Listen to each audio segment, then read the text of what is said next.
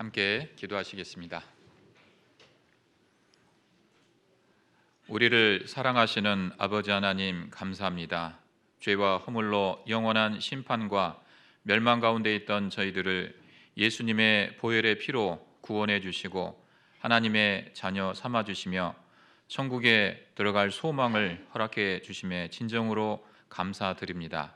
구원받은 저희들 늘 주님의 몸된 교회 가운데 말씀으로 교훈해 주시고 한 피 바다 한 몸 이룬 사랑하는 형제 자매들 기도와 교제 가운데 또 신앙생활을 할 수 있도록 인도해 주심을 감사드립니다. 주님 앞에 갈 때까지 이 거룩한 무리에서 우리가 함께 할 수 있도록 우리의 마음과 생각을 주장해 주시고 부족한 저희에게 하나님의 교회를 세우고 또 복음 전할 사명을 주신 하나님의 지혜와 또 사랑과 능력을 더하여 주셔서 하나님의 일을 함에 부족함이 없도록 인도해 주시기를 간절히 기도드립니다. 오늘은 주일을 맞이해서 또 이렇게 한자리에 모였습니다. 이곳에 나올 때에는 어떠한 형편 가운데 나왔든지 하나님이 주시는 교훈의 말씀을 마음에 새기고 또 주님이 주시는 힘과 위로를 얻을 수 있도록 도와주시옵소서. 마땅히 함께해야 함에도 여러 형편으로 함께하지 못한 사랑하는 형제 자매님들, 혹 병중에 계신 분들, 핍박과 고난 중에 있는 분들, 시험 가운데 있는 분들 일일이 보살펴 주시고 또 있는 곳에서 부끄럽지 않은 모습으로 또 살아갈 수 있도록 힘과 또 용기를 더하여 주시기를 간절히 기도드립니다. 전국 전 세계 어려운 지역에서 복음을 위해 수고하고 계신 모든 형제 자매님들 또 선교사님들과 그 가정을 기억해 주시고 어떤 어려운 상황에서도 하나님의 말씀이 매이지 아니하고 땅끝까지 힘있게 증거될 수 있도록 역사하여 주시옵소서. 오늘 말씀 시간의 시종을 하나님께 부탁드립니다. 저희를 사랑하시고 죄악 가운데서 구원하여 주신 예수님 이름으로 기도드립니다. 아멘. 구약 성경 열왕기하 18장 말씀 같이 찾으시겠습니다. 열왕기하 18장 1절부터 8절까지 말씀 같이 찾으시겠습니다.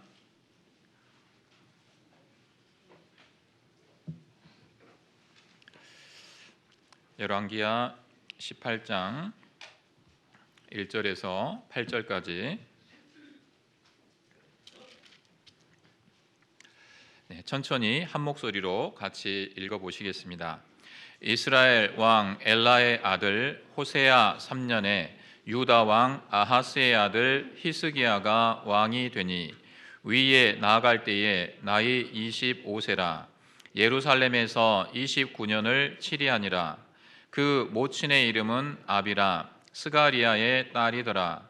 히스기야가 그 조상 다윗의 모든 행위와 같이 여호와 보시기에 정직히 행하여 여러 산당을 제하며 주상을 깨뜨리며 아세라 목상을 찍으며 모세가 만들었던 놋뱀을 이스라엘 자손이 이때까지 향하여 분향함으로 그것을 부수고 느후수단이라 일컬었더라. 히스기야가 이스라엘 하나님 여호와를 의지하였는데 그의 전후 유다 여러 왕 중에 그러한 자가 없었으니 곧 저가 여호와께 연합하여 떠나지 아니하고 여호와께서 모세에게 명하신 계명을 지켰더라. 여호와께서 저와 함께 하심에 저가 어디로 가든지 형통하였더라. 저가 아수르 왕을 배척하고 섬기지 아니하였고 블레셋 사람을 쳐서 가사와 그 사방에 이르고 망대에서부터 견고한 성까지 이르렀더라. 주님 안에서 평안하셨습니까? 네, 오래전에 뵀던 기억이 나는데요. 오랜만에 왔더니 교회당이 훨씬 더 아주 더 좋게 이렇게 바뀐 모습을 보고 참 감사가 됩니다. 또 우리 식구들도 더 많이 이제 부으신 것 같고요. 이렇게 강당을 가득 메운 모습을 보니까 너무 감사가 됩니다. 네, 2025년 또 새로운 한 해가 시작이 됐는데요. 올 한 해를 살아가면서 아마 이제 우리 삶 가운데 좋은 일, 또 어떤 굳은 일, 여러 가지 일들이 올해도 이제 일어나게 될 텐데, 좋은 일만 있으면 얼마나 좋겠습니까? 우리가 서로 이렇게 복을 빌기도 하는데요. 그러나 인생 가운데 우리 예기치 않은 일들, 고난, 또 여러 가지 어려운 일들은 피할 수 없는 것이죠.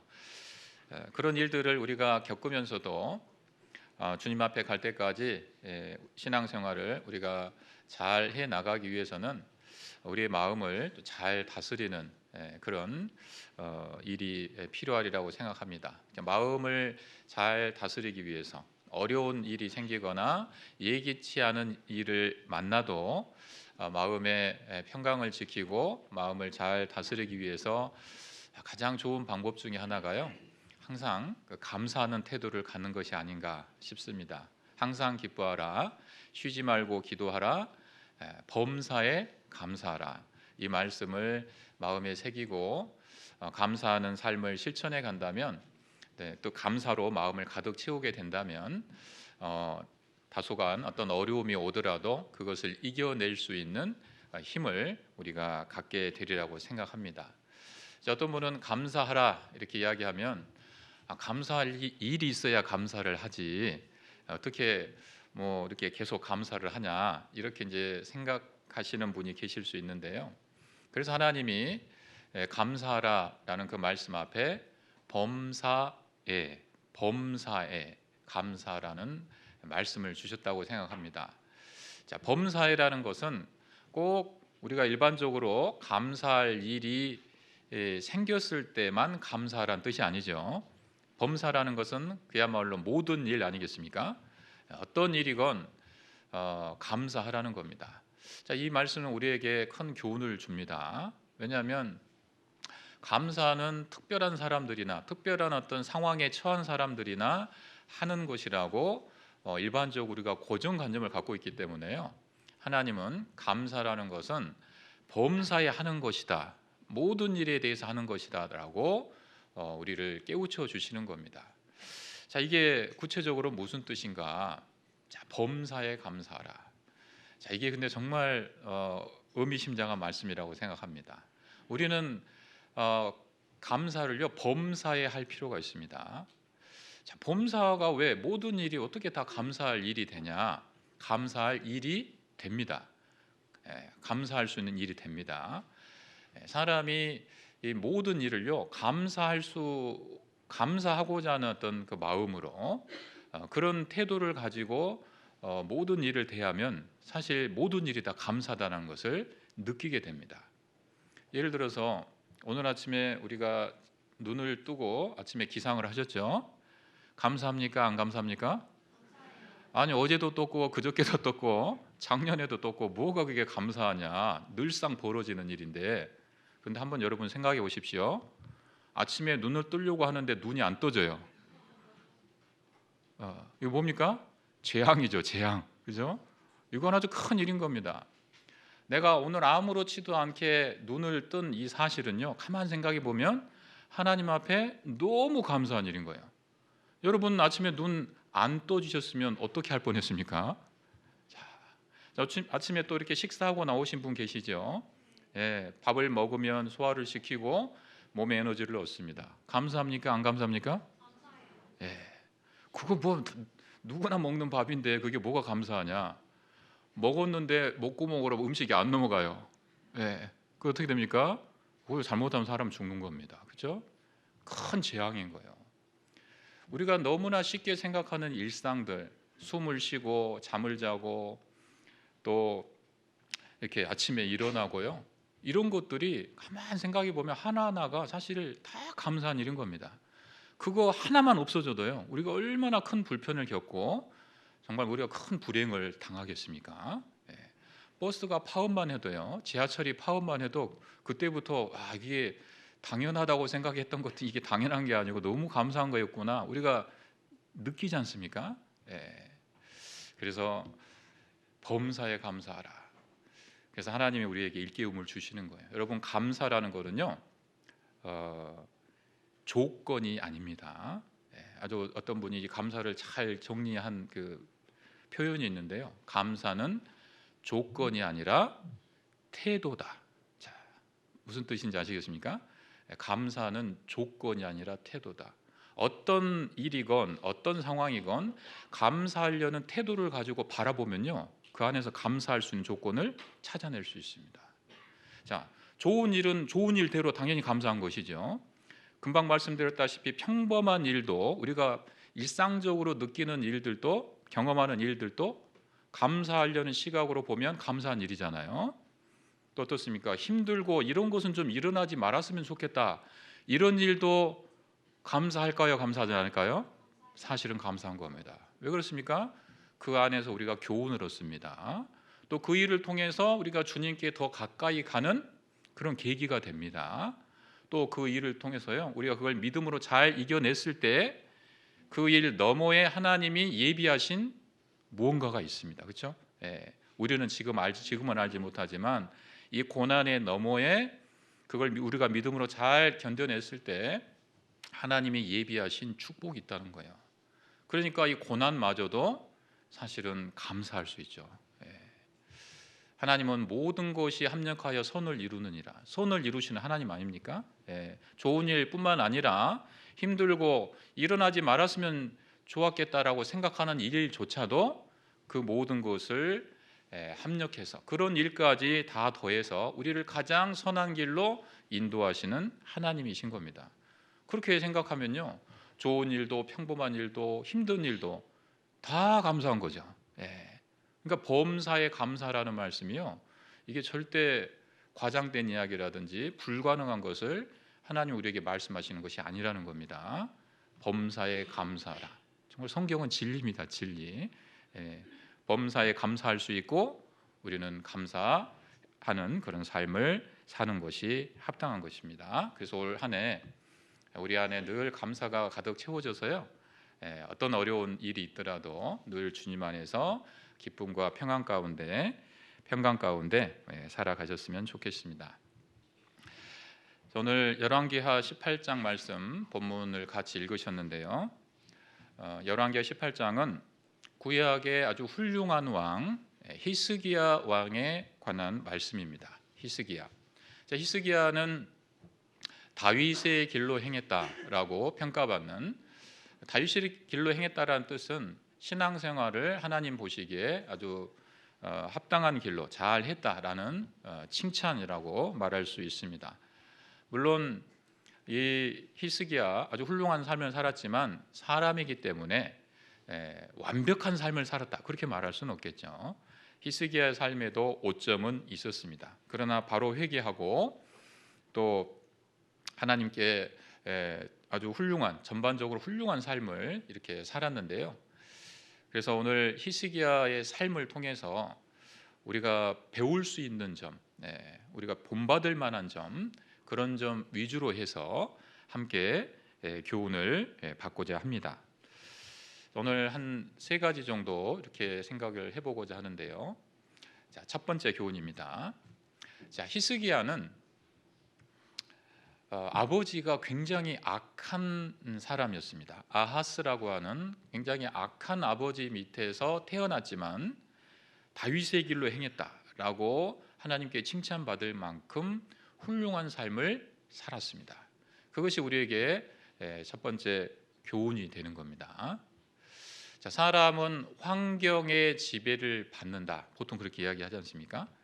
그 사람이 처해 있는 환경이 어떠하냐, 어떤 사람들 사이에 어떤 사람들에게 둘러싸여 있느냐, 주변에 누구를 만나느냐, 이런 거에 따라서 다분히 아주 많은 영향을 받습니다. 그런데 히스기야는 달랐다는 거예요. 히스기야는 아버지가 아주 악한 왕이었습니다. 가정 이 배경 자체가요, 하나님을 잘 섬기고 신앙적으로 훌륭한 삶을 살 수 있는 그런 환경이 아니었다는 거예요. 그럼에도 불구하고 자기의 신앙을 지키고 또 이스라엘, 이제 특히 유다 왕국이죠. 지금은 분열 왕국 시대이기 때문에 유다 왕국의 신앙을 사람들을 신앙을 다시 부흥하는 그 일에 크게 쓰임을 받았습니다. 자, 우리에게 아주 큰 교훈이 되는 겁니다. 성경의 히스기야처럼 좋지 않은 그렇게 신앙적으로 좋지 않은 환경에 있었음에도 불구하고 하나님 앞에 훌륭한 신앙의 삶을 산 그런 사람들이 여럿 기록이 되어 있습니다. 히스기야도 그랬지만요. 여러분, 믿음의 조상 그러면 누구를 말할 수 있겠습니까? 아브라함이죠. 아브라함, 믿음의 조상 아브라함. 그런데 여러분, 아브라함의 아버지 데라는 우상 숭배자였다라고 여호수아 24장에 말씀하고 있죠. 우상 숭배하는 아버지 밑에서 자랐습니다. 이 전승에 보면 이 데라는, 아브라함의 아버지 데라는 우상을 숭배하는 게 이게 보통으로 숭배하는 사람이 아닙니다. 우상을 만들어서 적극적으로 보급하는 일에 앞장섰던 사람이라고 합니다. 그러니까 이게 보통 사람은 좀 다르잖아요. 그런 배경에서 자랐지만 하나님께서 아브라함에게 내가 내게 지시할 땅으로 가라. 그때 아브라함의 나이가 75세였다고 창세기 12장에 나와 있지 않습니까? 그 75세의 나이에 한 번도 가보지 않은 새로운 나라, 새로운 땅에 가라는 하나님의 말씀에 그대로 순종했습니다. 어떻게 그런 믿음을 갖게 됐을까? 이 사람들의 인간적인 시각으로는 이해가 되지 않지만요, 성경에 그런 인물들이 나오는 겁니다. 내가 이 나이에 어디를 가냐? 그리고 우리 아버지는 우상을 숭배하는 사람이고 나는 그런 집안 사람인데, 우리가 전도하다 보면 우리 집안은 불교예요, 막 이런 사람들 있지 않습니까?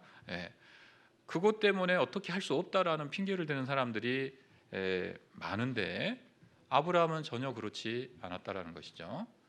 그런 사람들이 있는 겁니다. 환경이 어떠하든지 그것에 굴하지 않고 올바른 삶을 살아가는, 신앙적으로 올바른 삶을 살아가는 그런 사람들이 있는 겁니다. 또 그 히스기야처럼 남유다 왕국의 왕 중에요, 그 요시야라는 왕이 있어요. 요시야도 유다 왕국 말기에 망해가는 그 유다 왕국에서 마지막 그 신앙의 불꽃을 한번 그 불꽃을 피운 그런 사람으로 성경에 기록이 되어 있는데요. 이 요시야의 아버지 그 아사 왕도 역시 악한 왕이었다고 성경에 되어 있습니다. 그 아버지 악한 아버지 밑에서 태어났지만 아들은 똑같은 길을 걸어가지 않았다는 거예요. 여러분, 히스기야의 아버지 아하스가 어느 정도 악한 왕이었냐면, 이 사람도 역시 우상 숭배자였는데 이 사람도 보통으로 우상을 숭배하는 게 아닙니다.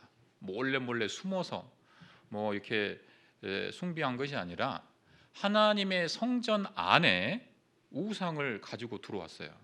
그리고 거기다 세워놓고 복을 달라고 빌고 이런 일을 했던 사람입니다. 여러분, 누가 죄를 짓는데 몰래 어디 숨어서 죄 짓는 거하고 교회당에 와가지고 대놓고 죄를 짓는 거하고, 여러분 누가 여기다가 상 차려놓고요, 촛불 켜놓고 뭘 빌고 있다고 생각해 보세요. 상상이 안 되지 않습니까? 그와 같은 일을 자행했던 사람이 아하스입니다. 그리고 이 사람은 자기가 믿는 신에게 그 제물을 바치는데요, 사람을 죽여서 바치는 인신공양 그 제사를 했던 겁니다. 근데 그 제물로 누구를 바치냐면요, 자기 자녀를 바쳐요. 자, 이거는 상상도 하기 힘든 악한 사람 아니겠습니까? 그런 아버지 밑에서 히스기야가 태어났어요. 그러나 히스기야는 전혀 다른 삶을 살았다는 겁니다. 여러분, 환경은 사람에게 영향을 줄 수는 있지만 그 환경이 그 사람의 삶을 결정지을 수는 없습니다. 영향을 줄지언정 그 어떤 삶을 살 것이냐라는 것은요, 사실 선택의 문제인 거예요. 좋지 않은 환경이 있지만요, 얼마든지 그것을 극복하고 훌륭한 삶을 산 사람들이 있기 때문입니다. 이 환경을 대하는 사람의 태도는 크게 두 가지라고 합니다. 그 환경에 매몰되거나 환경을 극복하거나, 선택의 문제라는 거예요. 성경에 얼마든지 그런 예들이 나오는 겁니다. 자, 그러면 일반적으로요, 사람들은 환경에 매몰돼서 사는 사람들이 대부분이에요.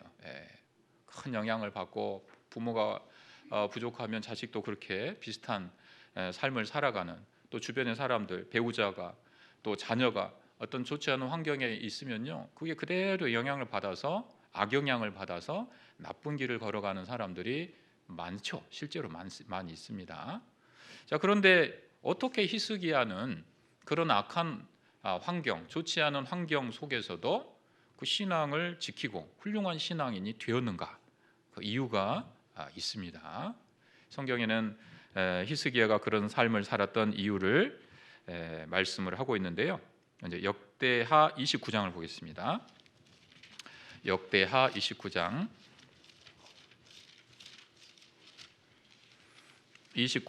6절 말씀. 역대하 29장 6절.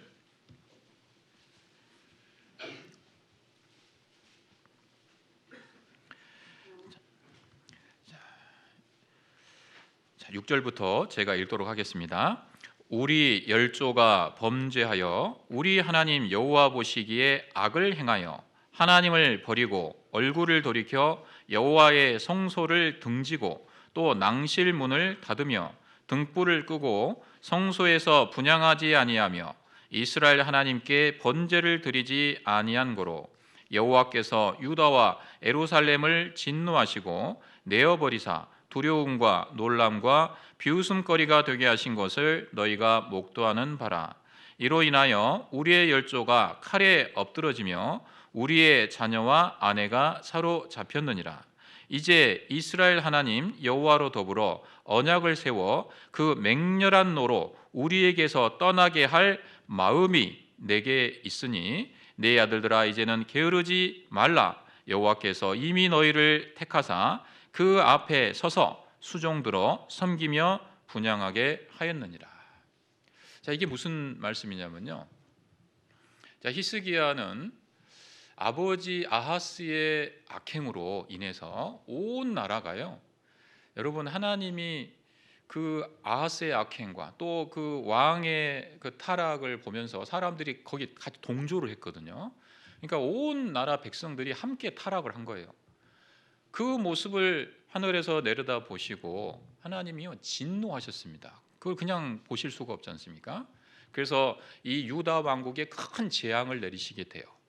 그 재앙은 이 나라에 아주 큰 전쟁이 일어납니다. 그 전쟁에서 아주 대패를 하게 됩니다. 전쟁에 나간 군인이 12만 명이었는데 그 12만 명이 다 전사를 합니다. 그리고 양민들이 무려 20만 명이 사로잡혀가게 돼요. 우리나라도 이 병자호란 때 많은 양민들이 잡혀갔지 않습니까? 그와 같은 비극이 벌어진 거예요. 그 모습을 아들이었던 히스기야가 똑똑히 자기 눈으로 본 겁니다. 그러면서 마음에 생각을 한 거예요. 자, 이 나라의 왕이 잘못을 하니까 온 나라 사람들이 함께 타락을 하고 그 결과 이렇게 비참하게 망하는구나. 내가 아버지를 이어서 왕이 된다면 나는 절대 저렇게는 살지 말아야겠다. 이 생각을 가진 거예요. 여러분, 나쁜 것을 보고요, 우리 아버지가 저렇게 살아가는데 나는 어쩔 수 없어, 이렇게 생각하는 사람이 있고요, 그 모습을 보고 왜 저렇게 살지? 나는 절대 저렇게는 살지 않겠다. 그 생각이요 삶을 바꾸는 겁니다. 히스기야에게는 그런 마음이 있었어요. 그 조상, 자기 아버지 그리고 자기 앞선 세대들이 잘못해서 하나님한테 비참하게 벌을 받고 나라가 망하는 것을 보고 나는 절대 저렇게는 살지 않겠다라고 마음에 굳게 다짐을 한 거예요. 그 결과 아버지와는 전혀 다른 삶을 살게 된 겁니다. 그리고 나중에 이게 뭐냐면요, 히스기야가 왕이 되자마자 사람들을 모아놓고 이렇게 훈시라고 하죠. 마치 담화문, 대통령 담화문처럼요. 그렇게 왕의 훈시, 사람들 앞에서 내가 앞으로 이 나라를 어떻게 다스리겠다라고 하는 그 자기의 마음과 어떤 계획을 쭉 발표하는 그런 이제 말씀인 겁니다. 그 자리에서 자기에게 어떤 마음이 있는지를 쭉 이야기를 하는 거예요. 아버지 때 그런 잘못을 우리는 다시는 반복해서는 안 됩니다. 우리는 그렇게 살아서는 안 됩니다. 나에게 그런 마음이 있습니다. 저와 함께 하나님 앞에 죄를 회개하고 하나님께 돌아가서 이 나라를 신앙으로 다시 부흥시켜야 됩니다. 그 이야기를 쭉 하는 거예요. 그리고 히스기야는 말만 한 게 아니죠. 왕이 되자마자요 바로 개혁에 착수합니다. 그래서 이제 그 역사에서요 히스기야의 종교 개혁이다 이렇게 표현을 하는데, 루터가 종교 개혁했지 않습니까? 히스기야 시대 때에도 이 유다 왕국의 개혁이라고 일컬을 만큼 대대적인 신앙 정결 운동 그런 것이 있었던 겁니다. 그 종교 개혁 이야기는요 좀 이따가 또 이제 자세히 좀 살펴보도록 하고, 아무튼 히스기야는 아버지의 악행을 보고 선대의 악행을 보고 그렇게 하지 말아야겠다, 그렇게 살지 말아야 되겠다라고 하는 교훈을 얻은 겁니다. 그 결과 전혀 다른 삶을 살게 된 거예요. 자, 우리에게 교훈이 되죠. 사람은 누구나 힘들고 어려운 환경이 있습니다. 그러나 그 환경 때문에 내가 어떤 삶을 살 것이냐라는 것은요 나의 선택의 문제라는 거예요. 그 환경 때문에 내가 그렇게 될 수밖에 없다라고 생각하면 자기도 비슷한 삶을 사는 겁니다. 그러나 나는 그렇게 살지 않겠다라고 다짐하고 전혀 다른 길을 걸어가면 그렇게 살아갈 수 있는 거예요. 히스기야가 우리에게 아주 훌륭한 본을 보여준 겁니다. 자, 물론 사람이 환경을 극복하고 산다라는 것은요 쉽지는 않은 일입니다. 많은 사람들이 환경에 매몰돼서 살아간다고 말씀드렸죠. 그렇기 때문에 하나님께서도요 어려운 환경을 극복하고 훌륭한 삶을 살아낸, 하나님 보시기에 훌륭한 삶을 살아낸 그런 사람들에 대해서는요 그것을 귀하게 보시고 나중에 하나님 앞에 갔을 때 큰 칭찬과 상급이 있다라고 말씀하고 계십니다. 여러분, 똑같은 결과를 만들어내도 편안한 가운데에서 어떤 결과를 만든 것과 힘들고 어려운 상황을 극복하고 그런 결과를 만들어낸 것은 이것은 차원이 다른 문제인 겁니다.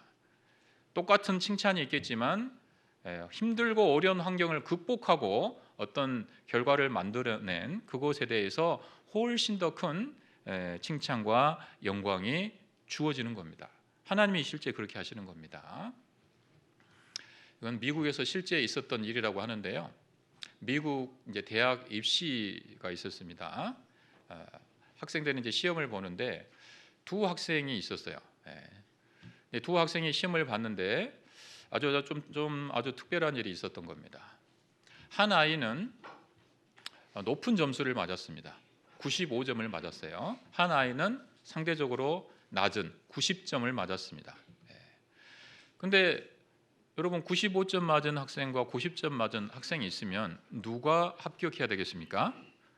당연히 95점 맞은 아이가 합격하는 것이 보통이지 않습니까? 그런데 입시 결과 95점 맞은 아이가 떨어지고 90점 맞은 아이가 합격이 된 거예요. 그래서 이제 이 95점 맞은 그것 때문에 떨어진 그 점수를 받고 떨어진 그 부모님이 학교 측에 항의를 한 겁니다. 왜 우리 아이가 높은 점수인데 떨어졌냐? 내막을 보니까 이렇게 된 거예요. 이 95점을 맞은 아이는요 부모님이 아주 사회적으로 아주 훌륭한 분들인 겁니다. 성공하고 아버지는 변호사, 어머니는 의사입니다. 그런 집안에서 태어나가지고 어렸을 때부터 아주 부유하게 좋은 교육을 받으면서 성장을 한 거예요. 그러니까 상대적으로 수월하게 공부도 잘하게 됐고요. 그 시험을 본 결과 95점을 맞게 된 겁니다. 그런데 이 90점 맞은 아이 있지 않습니까? 이 아이는 부모님이 누군가 봤더니 아버지는 알코올 중독자입니다. 엄마는 마약 중독자예요. 이게 실화입니다. 실화. 미국의 그 뉴욕의 할렘이라고 하는 빈민가 출신의 아이입니다. 어렸을 때부터 그런 부모 밑에서 성장을 했어요. 그런데 이 아이가 보통 어떻습니까? 그런 부모 밑에서 자라면 아이도 어렸을 때부터 술에 또 마약에 이런 노출이 되면서 부모 비슷하게 엉망으로 사는 아이들이 너무 많죠. 그런데 이 아이는 달랐던 거예요. 희석이와 같았다고 말입니다. 이 아이가 한 중학교 때쯤 됐는데 엄마 아빠의 모습을 딱 보니까요, 너무 비참해 보이는 겁니다. 그리고 속으로 생각을 했습니다. 아니, 왜 한 번뿐인 인생을 왜 저렇게 허비하면서 사냐. 아버지는 늘 술에 쩔어 있고 엄마는 늘 약에 취해 있고, 그 모습을 보니까요, 절대 나는 저렇게는 살고 싶지 않은 거예요. 마음속에 다짐을 한 겁니다. 나는 저렇게 인생을 허비하지 않겠다. 어린아이였지만은 그 생각을 한 겁니다. 그러면 내가 이 비참한 환경을, 이것을 내가 이겨낼 수 있는 방법이 뭘까 생각을 한 거예요. 어린아이가 그런 생각을 했다고 한들 누가 부모가 이렇게 부모의 돌봄을 기대할 수 있습니까? 주변에 뭔가 이 아이를 도와줄 수 있는 그런 사람들이 없는 거예요. 근데 이 아이 스스로 생각을 한 겁니다. 내가 이것을 이겨낼 수 있는 유일한 방법은 공부밖에 없다고 생각한 거예요. 이 아이가 내가 공부를 해서 좋은 학교에 가서 내 삶을 개척하겠다고 생각을 한 겁니다. 그래서 그때부터 이 아이가요, 아르바이트를 시작했습니다. 경제적으로도 넉넉하지가 않으니까요. 부모가 아무 아이에 대해서는 관심이 없는 거예요. 아르바이트를 해가지고 햄버거 가게에서 돈을 벌면 그 돈으로 책을 샀어요. 열심히 공부했습니다. 나름대로 일하고 책 사서 공부하고 열심히 했어요. 근데 아무리 아이가 열심히 해도 혼자 하는 것은 한계가 있지 않겠어요? 열심히 했지만은 결과는 90점을 딱 맞은 거예요. 근데 이 좋은 환경 밑에서 태어난 아이는 부모의 전폭적인 지원과 도움을 받아서 95점을 맞았습니다. 자, 이 두 아이가 있는데 여러분, 누구를 합격시켜야 됩니까? 그래도 점수가 중요하지 하고 95점을 맞은 아이를 합격시키기에는 이 90점 맞은 아이의 사정을 대학 그 교수님들, 입학 그 관련된 그 교수님들이 알게 된 거예요. 이 아이를 5점 덜 맞았다는 이유로 떨어뜨린다면 이거는 좀 문제가 있다고 생각을 한 겁니다. 이 아이가 어떤 환경을 극복하고 이 결과를 만들어냈는지 우리가 이거를 무시할 수 있냐. 한 교수님은 우리가 이 아이를 떨어뜨리면 이건 죄를 짓는 거다. 이제 양심에 찔리는 거예요. 이렇게 힘든 환경을 극복하고 이 아이가 이걸 만들어냈는데 이거를 우리가 이 아이를 도와주지 않는다면 이거는 죄를 짓는 것이다. 치열하게 논쟁이 벌어진 겁니다. 여러분은 어떻게 생각하십니까? 누구를 합격시켜야 됩니까? 그래도 점수가 객관적인 거 아니냐? 5점 그 차이를 우리가 어떻게 무시할 수 있냐? 아니, 보면 모르냐고. 이 아이 안 도와주면 우리 벌 받을 거라고. 이 사실 대학이라는 것은 국가의 미래 지도자를 기르러내는 곳인데 이런 아이가 우리 학교에서 좋은 교육을 받고 이 나라의 지도자가 된다면 얼마나 우리나라가 훌륭한 나라가 되겠냐. 어떤 어려운 일이 닥쳐도 자기가 그 어려움을 극복한 그 경험이 있으니까요, 용기를 잃지 않고 굳세게 그것을 헤쳐나가지 않겠냐. 이런 아이가 우리 학교에 들어와서 좋은 교육을 받아야 된다. 치열하게 논쟁이 벌어진 겁니다. 결론은 어떻게 됐냐. 그래서 90점 맞은 아이를 합격시킨 거예요. 여러분, 근데 이게요, 95점 맞은 아이의 부모가 이거 포기할 수 있겠어요? 그 좋은 학교거든요. 미국이 아주 좋은 학교. 나중에 법정까지 갔습니다. 재판까지 갔어요. 거기에서도 이제 치열하게 이제 법리 다툼이 벌어졌습니다. 이쪽 95점 맞은 아이를 교훈하는 쪽과 이 90점 맞은 아이 똑같은 논리죠. 점수는 객관적인 것이다. 그거를 가지고 해야지 왜 다른 거를 개입시키면 안 된다. 이쪽은 그런 논리고, 아니다. 이 아이는 이렇게 어려운 것을 극복하고 했기 때문에 그거에 인센티브를 줘야 된다. 쫙 이제 이야기를 하는데요. 미국은 이제 배심원 재판이라고 해서 여러 사람이 딱 그 상황을 딱 듣고 보니까요, 이 90점 맞은 아이의 그 상황이 있잖아요. 딱 들으니까요, 그냥 다 감동이 돼버린 거예요. 감동이. 그렇지 않습니까? 감동이 돼가지고 최종 결론이 이 90점 맞은 아이를 합격시킨 대학의 처사는 정당하다 이 된 거예요. 그래서 이 아이가 합격을 했습니다. 멋있죠? 네. 제가 어떤 책에서 이걸 읽었는데요. 요즘 사람들이 공정, 정의 이런 단어에 민감하잖아요. 무엇이 정의냐, 무엇이 공정하냐.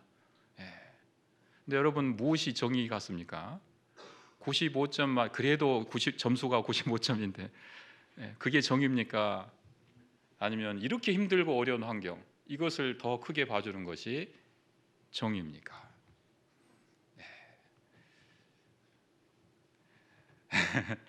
성경에 보면요, 하나님은 힘들고 어려운 환경을 극복하고 어떤 결과를 만들어내면 그거를 정말 귀하게 보시고 칭찬하고 큰 영광을 주시겠다는 그 약속의 말씀이 있는 겁니다.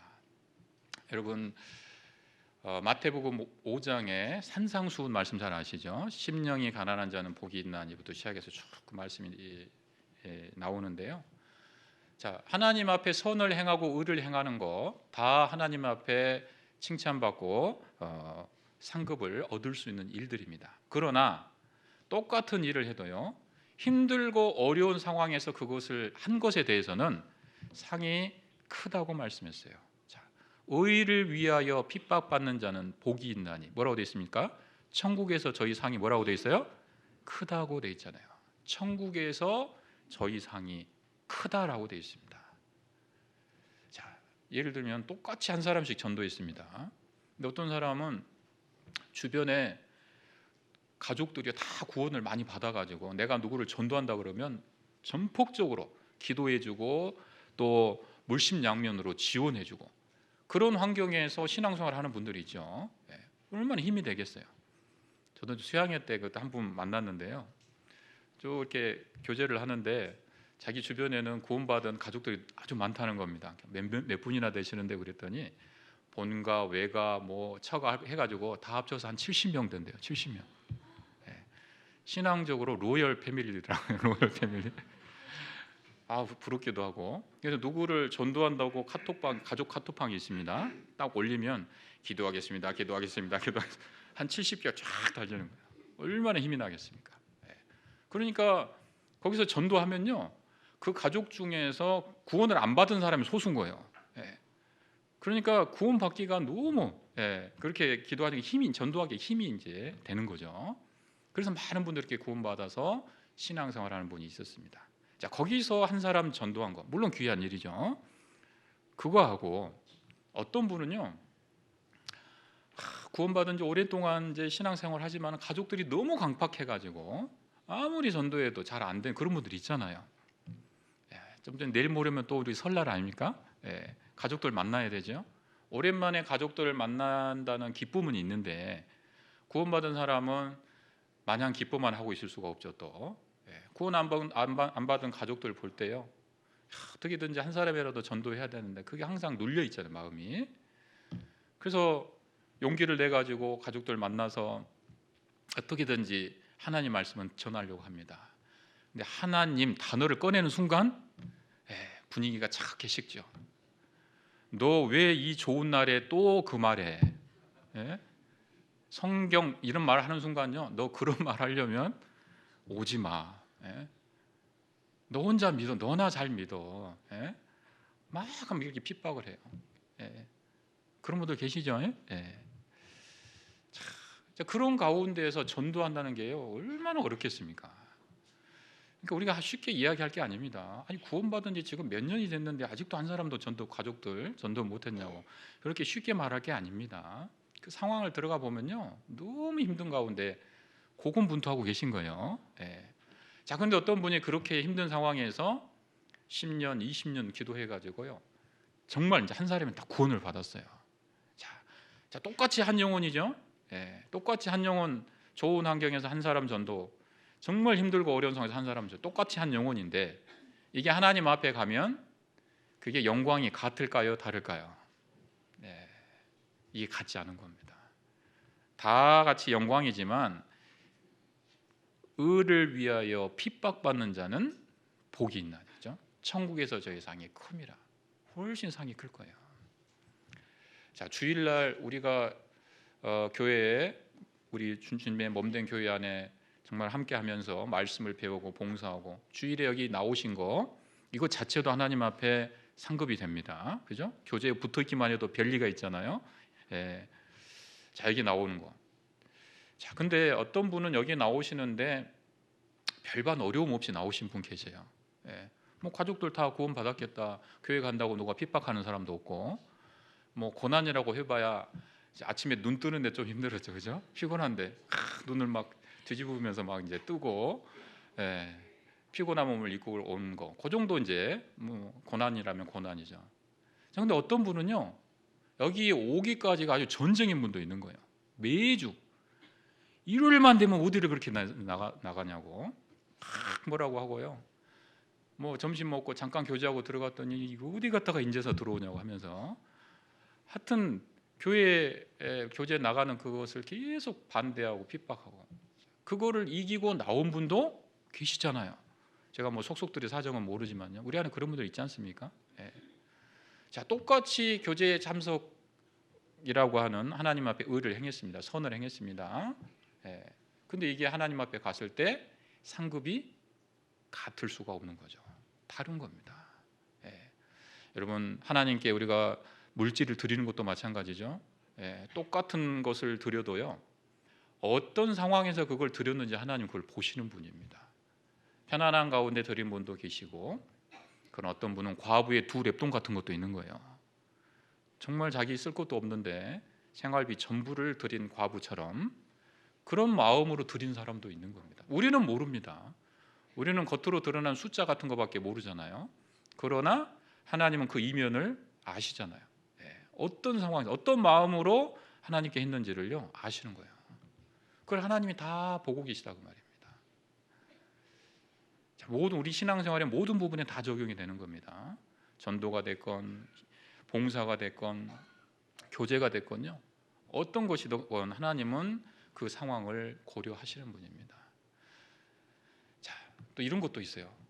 자, 어떤 분은요, 제가 이제 개인적으로 상담을 했던 일인데, 그 자녀를 키우는데 어떤 아이는 너무 편안한, 그러니까 이제 키우기가 수월해요. 아이가 순하고 건강하고 그런 아이는 손이 많이 안 가지 않습니까? 예, 엄마 말도 잘 들어요.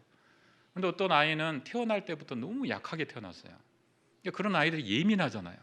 예, 자꾸 아프고 자꾸 투정 부리고. 이제 그런 아이를 키우는 이제 엄마였는데요, 그 자매님인데, 이제 처음에는 잘 그걸 이제 그래도 사랑으로 이렇게 잘 돌보다가 그게 이제 지속이 되니까 이제 힘이 빠진 거죠. 낙심이 되고 하루는 이제 교제를 하시는 겁니다. 아니, 우리 교회 안에 애를 키우는 여러 자매님들이 계신데 다른 자매님들은 아이들을 너무 수월하게, 아이들도 순하고 건강하고 잘 키우는 것 같은데 저는 무슨 죄가 이렇게 많아가지고 우리 아이는 이렇게 별나고 이렇게 예민하고 아프고 그런지 모르겠다고, 제가 무슨 잘못을 해가지고 이렇게 이제 낙심이 되니까 이제 그런 이야기를 하시는 거죠.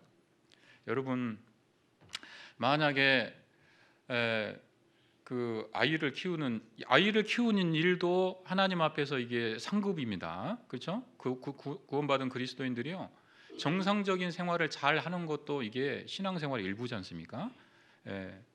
자, 그런데 이렇게 순하고 별 문제가 없는 아이를 키우는 엄마하고요, 똑같이 이제 아이를 키우는 일인데, 이렇게 힘들고 어려운 아이를 눈물과 기도로 키우는 엄마하고 나중에 하나님 앞에 갔을 때 다 칭찬을 받겠지만 누가 더 큰 칭찬과 영광을 얻겠습니까? 자, 그걸 우리가 좀 생각할 필요가 있습니다. 그냥 이 세상만 딱 놓고 보면요, 하나님은 정말 불공평해 보일 때가 있어요. 태어날 때부터 막 요즘 뭐 기울어진 운동장이라고 표현하죠. 태어날 때부터 상황이 틀려요. 누구는 막 부자로, 요즘에 금수저 막 이런 얘기 하지 않습니까? 금수저, 은수저, 다이아몬드 수저. 근데 어떤 사람은 그런 거 저런 거 없어요. 흙수저. 어떤 사람은 수저가 아예 없는 사람도 있어요. 배경이라고 말할 것도 없는. 자, 그런 환경에서 차이가 나게 태어나지 않습니까? 힘들게 살아갑니다. 세상에 다라고 한다면요, 정말 불공평해 보이죠. 그런 여러분, 하나님은 공의의 하나님이시죠. 공평하고 의로우신 분입니다. 그걸 어떻게 공평하다고 할 수 있냐? 공평하다고 할 수 있을까요? 없을까요? 있어요. 왜냐하면 이 세상이 다가 아니기 때문입니다. 내세가 있습니다. 상급의 심판대가 있습니다. 편안하게 이 세상을 잘 산 것이 꼭 축복이라고 말할 수 없어요. 고난 가운데 있는 것이 불행하다고만 말할 수 없습니다. 그 고난을 믿음으로 잘 이겨냈을 때 하나님 앞에 훨씬 더 큰 상급과 영광이 있다는 거예요. 내세를 생각하면요, 공평하신 하나님이라는 말씀이 아멘이 딱 되는 겁니다. 그래서 여러분, 너무 힘들고 어려운 상황, 물론 육신적으로 힘드실 겁니다. 근데 가만 좀 우리가 좀 말씀 가운데 생각해 볼 필요가 있어요.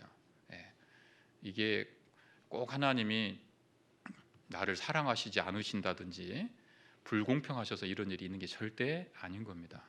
어찌 보면 하나님이 나한테 기회를 주시는 것일 수도 있고요, 더 큰 영광을 주시기 위해서, 또 나를, 내 믿음을 하나님이 귀하게 보신다는 뜻도 됩니다. 왜냐하면 고난 같은 것도요, 아무에게 다 주어지지 않거든요. 피할 그것을 이겨낼 만한, 피할 수 있는, 그죠? 그 감당치 못할 시험을 절대 주시지 않는다고 말씀하셨습니다. 내 믿음을 귀하게 보신다는 뜻도 될 수 있는 거예요. 아무튼 히스기야는 아버지가 악한 아버지였지만, 좋지 않은 환경이었지만 그것을 이기고 훌륭한 신앙의 삶을 살았다라는 것이 우리에게 큰 교훈이 되는 겁니다. 그 다음에 두 번째 히스기야를 통해서 얻을 수 있는 교훈은요, 자, 아까 히스기야의 종교 개혁이라는 것이 있다고 말씀드렸잖아요. 히스기야가 왕이 되자마자 이제 온 나라에 이 사람들의 어떤 그 죄를 회개하게 하고, 죄를 버리게 하고, 또 성전을 정결케 하고, 우상을 갖다 버리고, 이런 이제 개혁에 착수하게 됩니다. 그 당시에 온갖 우상들이 이 유다 왕궁대에 아주 만연해 있었습니다. 어떤 것까지 우상으로 섬기고 있었냐면요, 여러분, 모세 때 노뱀 아시죠? 노뱀. 자, 이 노뱀 사건, 사람들이 길을 악평하니까 하나님이 불뱀을 보내가지고 이렇게 이스라엘 사람들을 괴롭게 하셨지 않습니까? 그때 불뱀에 물려서 죽어가니까 이제 모세에게 하나님께서 살 길을 알려주셨죠. 노수로 뱀을 만들어서 높이 달아라. 그것을 쳐다보면 다 산다고 말해라. 그래서 사람들에게 노뱀을 만들게 했고, 그거를 들고 이걸 본 사람은 산다라고 이야기했습니다. 그 말을 듣고 쳐다본 사람은 다 살았습니다. 자, 그게 유명한 노뱀 사건 아닙니까? 여러분, 근데 그 노뱀 사건 때 그걸 쳐다보고 산 사람은 이 노뱀에 무슨 능력이 있어서 그렇게 된 겁니까? 아니면 하나님의 능력으로 그렇게 된 겁니까? 하나님의 능력이죠. 노뱀을 쳐다볼 때 노뱀 눈에서 무슨 레이저 광선 같은 게 나온 게 아니에요. 노뱀은 그냥 노수로 만든 쇳덩어리에 불과합니다. 그런데 왜 삽니까? 그걸 쳐다보면 산다는 하나님의 약속이 있었기 때문이죠. 하나님의 능력입니다. 그런데 이 사람들이 어리석게도 그 노뱀 사건 이후에 이 노뱀을 들고 다니면서 이 노뱀이 우리를 그 불뱀에 물려 죽어가는 그 비참한 상황에서 우리를 구원했다고요. 이 노뱀을 숭배하기 시작한 거예요. 그때부터 언제까지 그랬냐? 히스기야 때까지. 여러분, 출애굽하고 지금 히스기야 때까지는요, 어마어마한 시간입니다. 어마어마한 시간이에요. 그 오랜 시간 동안 노뱀을 들고 다니면서 계속 이 노뱀이 우리를 구했다고 그렇게 우상으로 숭배하고 있었던 겁니다. 히스기야는요, 우상을 정말 싫어했어요. 아주 증오했습니다. 그 마음의 표현이요, 이 노뱀을 딱 보고 야, 그거 가져와. 그래가지고 이 노뱀을 그냥 부셔버려요. 부수는데 어느 정도 부수냐? 성경이 히스기야가 노뱀을 부수고 그 이름을 느후수단이라 일컬었더라, 이런 말씀이 나오거든요. 느후수단이라는 뜻이 무슨 뜻이냐면 조각조각이라는 뜻입니다. 조각조각. 완전히 요즘 말로 그냥 가루를 만들어 버린 거예요. 증오의 표현이죠. 그렇게 온 이스라엘의 우상이라는 우상은 다 척결하고 성전을 정결케 하고 또 사람들이 죄를 버리게 하고요. 그리고 그동안에 하나님 앞에 마땅히 지켜야 됐던 여러 절기들이 있죠. 여호와의 7절기라고 6월절부터 해가지고 쭉 그 절기들이 나오지 않습니까? 그 절기들을 다시 성대하게 지키도록 하나님 말씀대로 지키도록 부활을 시켜요. 자, 그런 일을 히스기야가 하는 겁니다. 그게 히스기야의 종교 개혁이에요. 자, 근데 이 히스기야의 종교 개혁을 통해서 우리가 배울 수 있는 점이 한 2가지 정도 있습니다. 자, 첫 번째는 뭐냐면요, 히스기야의 종교 개혁은요, 너무나 시기적으로 딱 정말 필요할 때 그걸 한 겁니다. 이게 무슨 말이냐면, 히스기야가 종교 개혁을 했을 때는 그때 그 시기가 어떤 시기냐면요, 아까 우리 열왕기하 18장 한번 봐보시죠. 본문 말씀 그렇게 보시겠습니다. 열왕기하 18장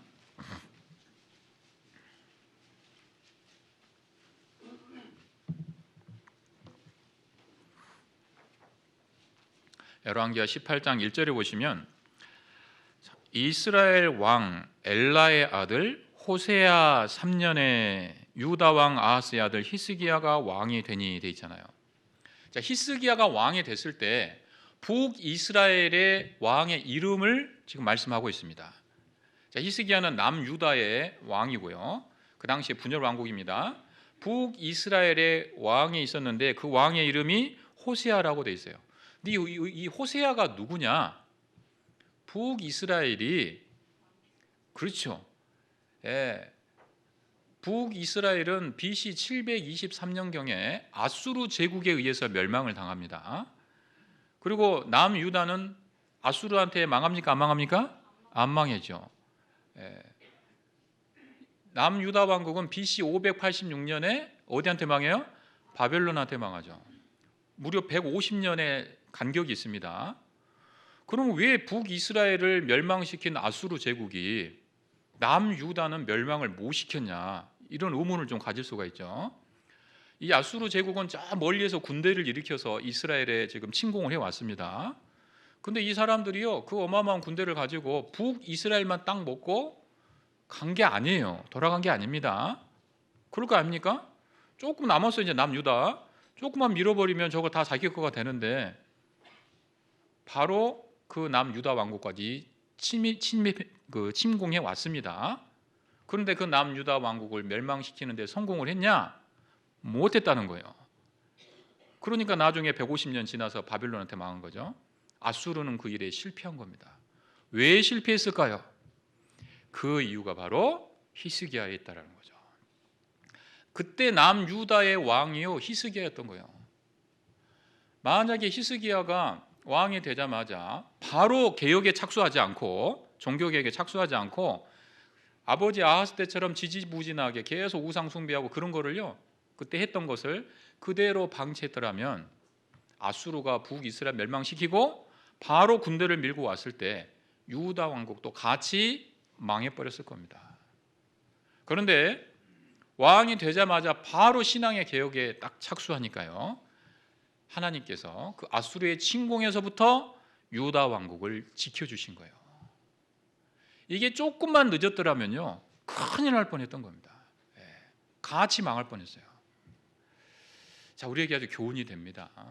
여러분, 죄를 버리는 거 이게 다 합당한 일이라는 거는요, 사람이 알아요. 양심이 있으니까. 구원받지 않은 사람도 죄는 나쁘다는 거 압니다. 구원받은 사람도 죄는 합당치 않고 이걸 버려야 된다는 거 알죠. 근데 문제는 그걸 알았을 때 바로 버려야죠. 바로. 그죠? 알고는 있는데 미적미적하는 사람이 얼마나 많이 있냐 그 말이에요. 근데 죄를 버리는 일에 미적미적하면요, 큰 화를 초래할 수가 있습니다. 그걸 생각해야 됩니다. 지금 못 버리면 다음에 또 버릴 수 있는 게 절대 아니에요. 지금 버리지 않았을 때 무슨 일이 벌어질지 아무도 장담할 수가 없는 겁니다. 내가 생각하지 못한 엄청난 재앙이 닥칠 수도 있다는 것을 생각을 해야 되는 거예요. 죄는 이게 죄라는 것을 깨달았을 때 즉시로 버려야 되는 겁니다. 죄는 절대 가지고 있으면 안 되는 것이죠. 여러분 내일부터 전도 집회시죠? 예, 우리 성경 강연회 합니다. 근데 집회 때 되면은 새로운 분들 오시잖아요. 집회에 오시는 분들 중에 어떤 분은요, 막 집회 그 손님이라고 표현하는데 집회 때만 계속 오시는 분이 있어요. 계속. 예. 자, 그런 분들 왜 계속 오시냐면요, 아예 이게 말도 안 되고 안 믿어지면요, 아마 한두 번 듣고 그냥 포기하실 텐데 계속 오시는 거는요, 마음에 뭔가 그래도 찜찜한 게 있는 거예요. 이걸 아예 부인하지는 못합니다. 예. 근데 믿어요, 안 믿어요? 믿지도 않아요. 부인은 못하는데, 저도 그런 분 여러 분 만나봤거든요. 이렇게 말씀도 전해보고 상담도 해보고 하면은요, 우리 말씀을 그래도 이렇게 귀담아 좀 이렇게 며칠이라도 듣잖아요. 그러면 하나님이 계신 거 부인할 수 있습니까? 예, 증거가 많잖아요. 성경의 사실인 거 부인할 수 있어요? 부인 못합니다. 그럼 그래서 듣고 뭐라 그래요? 말씀은 좋은 말씀인데요. 이렇게 나갑니다, 그죠? 부인은 못하겠어. 근데 회개하고 구원을 받아야 안 받아요? 안 받습니다. 예, 미뤄요. 말씀은 좋은데 제가 지금 사실 바쁜 일이 있다고, 예, 제가 시간이 없다고, 나중에 제가 좀 있으면 은퇴인데 그때 가서 제가 열심히 교회 다니겠다고, 나중에 차차 자꾸 미룹니다. 부인은 하지 않지만 미뤄요. 여러분, 나중에 차차 다음 기회에 그 기회가 다시 주어질 수 있다면 얼마나 좋겠습니까? 내가 다음에 듣겠다고 한 그 사이에요, 무슨 일이 벌어질지 아무도 장담할 수 없다니까요. 아수르 제국이 밀고 내려올 수가 있는 거예요. 예, 내 삶이요, 다음 기회까지 이 내 삶이 연장된다는, 그때까지 안전하다는 보장이 있습니까? 예. 사람은 참 어리석은 게 지금까지 아무 일도 없었으니까 앞으로도 아무 일도 없을 거라고 착각하는 게 있거든요. 예. 여러분, 지금까지 아무 일도 없었던 게 앞으로 아무 일도 없을 거라는 보장이 됩니까? 보증이 됩니까? 예. 어리석은 거죠. 예. 누가복음 12장에 보면 사람은 여러 있을 물건을 쌓아 놓았으니 먹고 마시고 즐기자, 여러 예를 이야기하죠. 하나님 뭐라고 하십니까? 이 어리석은 자야, 오늘 밤이라고 하시잖아요. 오늘 밤. 하나님은 오늘 밤이라고 하는 거예요. 자기는 많이 남아있다고 생각했는데 하나님은 오늘 밤이라고 하는 거예요. 내일을 누가 장담하냐 그 말이에요. 예. 자, 오늘 또 지금 여러분들 이렇게 오셨지 않습니까? 예. 사람이 하루에도 죽을 수 있는 가능성이 몇 가지라고요? 1000가지가 넘어요. 1000가지가. 사고로 죽는 사람, 심장마비로 죽는 사람, 어떤 사람은 떡 먹다가 죽는 사람도 있어요. 예. 그렇게 죽을지 상상이나 했겠습니까? 예. 근데 그런 일이 일어나요. 1000개가 넘는 그런 죽음의 가능성이 있다 그 말입니다. 여러분들이 이렇게 무사히 오늘 이렇게 오신 거는요, 어제 하루 동안 1000개의 화살을 피해서 오신 거예요. 용케도 다 살아오셨네요. 예. 기적입니다. 사실 내가 살아있다는 것이, 안 그렇습니까? 근데 이 기적이 내일도 모레도 1년 뒤에도 계속 되리라는 보장이 있냐고요? 없잖아요. 누가 그걸 장담해요? 그러니까 기회가 왔을 때 구원도 받아야 되는 겁니다. 예. 혹시 이 안에, 자, 요즘에는 우리 교회가 이제 성도님들이 전국적으로 많이 이게 많아졌지 않습니까? 주일에 딱 가보면요, 구원 받은 분, 확실히 구원 받고 신앙생활한 분도 있지만은 약간 좀 애매한 분들이 그냥 종교생활 비슷하게 오신 분도 있어요. 예. 그분들이 마음 상태가 어떻습니까? 말씀을 부인하지 못해요. 그런 게 있으니까 오죠. 아예 없으면 오질 않죠. 그런데 확실히 구원도 안 받는다니까요. 예. 만약에 아직도 그런 확실한 결단을 못 내리고 계신 분이 있다면, 이것도 저것도 아닌 그런 상태시라면요, 가만히 한번 생각해 보세요. 여러분, 성경 사실입니까? 아닙니까? 만약에 성경이 사실이 아니라고 하시려면 많이도 필요 없습니다. 성경이 사실이 아니라고 하는 증거 딱 한 가지만 이야기해 보세요. 한 가지 있습니까? 제가 이거 대답하는 걸 한 번도 못 봤거든요. 네.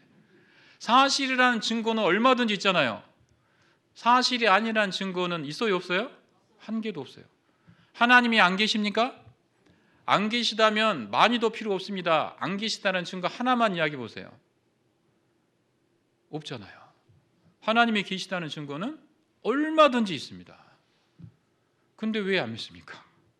왜 성경을 믿지 않습니까? 왜 하나님을 안 믿습니까? 이게 뭐예요? 고집 부리는 거예요. 고집. 안 계시다는 증거, 사실이 아니라는 증거가 하나도 없음에도 불구하고 그걸 붙잡고 있잖아요. 계시다는 증거는 얼마든지 있는데 이게 자기 고집 부리는 겁니다. 여러분, 사람 속에 여러 가지 그 죄들이 있죠. 여러 가지 동물들로 상징되는 죄들, 우리 집회 때 배우지 않습니까? 뭐 공작도 있고 돼지도 있고 뭐 또 여러 가지 있잖아요. 그 중에 제일 심각한 놈이 뭔지 아십니까? 염소가 뭐예요? 고집. 사람이 결국 지옥 가는 거는요, 돼지 때문에 가는 게 아니에요. 누구 때문에 갑니까? 고집, 이 염소 때문에 가는 거예요. 고집입니다. 염소를 몰아내야 돼요. 염소를. 다른 건 몰라도 믿는 일에 있어서는 절대 고집 부리시면 안 됩니다. 구원은 되도록 빨리, 하여튼 최대한 빨리 받아야 되는 거예요. 기회가 왔을 때 버리셔야 됩니다. 내일이면 늦을 수 있어요. 하여튼 저도 개인적으로 상담하면서 정말 안타깝게 구원 못 받은 분들, 하여튼 크게 기억에 남아있는 분만 한 두세 분 됩니다. 병에 걸렸던 분들, 다음에 상담하기로 했는데요, 그 다음에 안 와버린 분들이 있다니까요. 다음 수양에 오신다고 그랬는데 못 오신 분도 있다니까요. 이거 하여튼 우리가 이런 말 많이 듣잖아요. 이번 집회가 마지막이 될지도 모릅니다. 뭐 수양회가 마지막이 될지도 모릅니다. 올해가 마지막이 될지도 모릅니다. 그냥 흘려 들으시면 안 됩니다. 혹 그런 분들 계시다면요, 이번에 확실히 결판을 내셔야 돼요. 말씀도 듣고 상담도 하시고 해서 맞으면 맞고 아니면 아닌 거지. 이것도 저것도 아닌 그거 그렇게 살면 안 되는 거죠. 차든지 더욱든지 하라고 그랬잖아요, 성경에도. 자, 그리고 구원 받은 사람도 있지 않습니까? 이 죄가 나쁘다는 거 압니다. 죄가 나쁘다는 거 알았을 때 언제 버려야 돼요? 즉시 버려야 되겠죠. 근데 이걸 또 미적미적 합니까, 안 합니까? 우리도 하는 게 있잖아요. 구원 받고 뭐 대부분 성도님들이 많이 변했습니다. 술도 끊고 담배도 끊고 뭐 나쁜 어떤 습관도 버리고. 그러나 아직도 버리지 못한 죄가 있습니까, 없습니까? 네, 있지 않습니까? 이게 말씀 들을 때마다 걸려, 마음에. 그런데 아직도 그거를 못 버리고 갖고 있는 게 있잖아요. 세상을 사랑하는 마음, 나쁜 습관, 나쁜 인간관계. 그리스도인이 이거 하면 안 되는 건데 하고 있는 게 있잖아요. 형제 자매들 교제하는 데서 그 이야기 할 수 있습니까? 내가 이렇게 하고 있다고. 그런 게 걸리는 게 있으면요, 그거 버려야 되는 거예요. 그걸 계속 붙잡고 있었다, 무슨 일이 벌어질지 몰라요. 아수르 군대가 와서 멸망시키는 것처럼요, 내 삶이 완전히 망가질 수 있습니다. 내가 정신 못 차리면 하나님 그렇게도 하실 수 있어요. 내가 지금까지 몇 년 동안 그거 계속 했는데 아무 문제 없었는데요. 그건 둘 중에 하나입니다. 첫 번째는 내가 잘못했는데 아무 일도 안 일어났어요. 그럼 뭐예요 이게? 징계가 없으면 뭐라고요? 사생자. 구원을 안 받았을 가능성이 있어요. 그래서 아무 일도 없는 걸 수도 있는 거. 하나님이요, 불쌍해서 일단 내버려 두는 걸 수도 있는 겁니다. 구원받으라고. 자, 또 한 가지는 뭡니까? 하나님이 우리가 죄를 지었는데도 즉시 이렇게 벌하지 않는 또 하나의 이유는 뭡니까? 하루가 천년같이, 천년이 하루같이 죄인이 회개하고 돌아오기를 기다려 주시는 거죠. 하나님의 인내의 결과인 겁니다. 하나님이 우리를 사랑하시고 인내해 주신 결과 내가 그동안 무사했던 거예요. 사람들이 구원 안 받는다고 당장 지옥에 안 보내시잖아요. 그게 지옥 구원을 안 받아도 괜찮아서 그냥 놔두시는 겁니까? 그게 아니잖아요. 죄인이 회개하고 돌아오기를 지금도 하나님이 기다리고 계신 결과지 않습니까? 기회를 주시고 계속해서. 그래도 괜찮은 게 절대 아닙니다. 그러나 하나님의 인내가 영원히 계속되는 건 절대 아니죠. 우리에게 주어진 그 기한이 있어요. 기한이.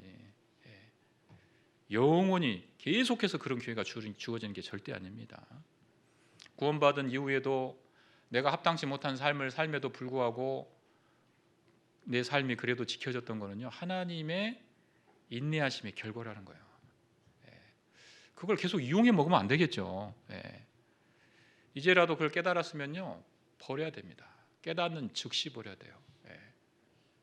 자, 여러분 그런 게 깨달아지신 게 있다면요, 언제 버리실래요? 언제? 오늘 오후에 가서 다 정리하세요. 오늘 오후에 가서. 예? 자, 말씀 듣고 식사하시고 기도하시고요. 그동안 잘 지냈다. 이제 네 갈 길을 가야 되겠다 하고요. 이제 내보내 주세요. 예, 나쁜 습관이 됐건 나쁜 인간 관계가 있으면 끊으시고요. 합당치 않은 일이 있으면 끊으세요. 예. 그것이 하나님 앞에 합당한 겁니다. 자, 그리고 이 히스기야의 종교 개혁에서 우리가 배울 수 있는 두 가지가 있다고 그랬잖아요. 첫 번째는 정말 딱 필요한 시기에 그걸 했다는 거, 즉시 했다라는 거. 두 번째는 히스기야는 죄를 버리되요, 정말 털끝만큼도 안 남기고 다 버리려는 마음이 있었어요. 샅샅이 다 버리고 일부는 남겨놓은 그런 거 안 했습니다.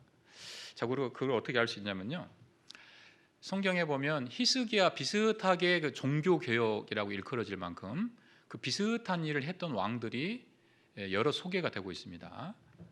그래서 이 사람이 왕이 되자마자 무슨 일을 했다, 뭘 버리고 쭉 했다, 그런 이야기들이 나와요. 근데 꼭 보면요, 그 마지막에 사족처럼 붙어 있는 한 구절이 있어요. 다 했는데 뭐라고 되냐면 오히려 산당은 제하지 아니하였더라. 꼭 이게 사족으로 붙어 있는. 그럼 여러분 그런 거 많이 보셨죠? 어떤 왕이 뭘 했는데 산당은 제하지 않았다. 그걸 꼭 남겨놓은 거예요. 산당이 뭐냐면 말 그대로 산지에 있는 어떤 그 집인데, 우상을 숭배하는 집에 이스라엘 땅 전역에 산지에 있었던 거예요. 다른 거는 다 정리했는데 그 산당은 제하지 않고 남겨놓은 왕들이 많았던 겁니다. 이 정도는 괜찮겠지 그렇게 생각했을 수도 있고, 너무 또 강하게 반발하니까 그거는 못 건드렸을 수도 있고, 아무튼 어떤 이유건 그걸 남겨놨어요. 근데 문제는 그 남겨진 산당이 나중에 화근이 돼가지고 거기서부터 다시 우상 숭배 그 죄가요 다시 부활하는 거예요. 예. 거기서부터 다시 또 쫙 퍼져 나가는 겁니다. 마치 완전히 제거되지 않은 어떤 그 나쁜 그런 세포들 같이요. 그런 거 거기서부터 쫙 이렇게 퍼진 거예요. 히스기야는 달랐습니다.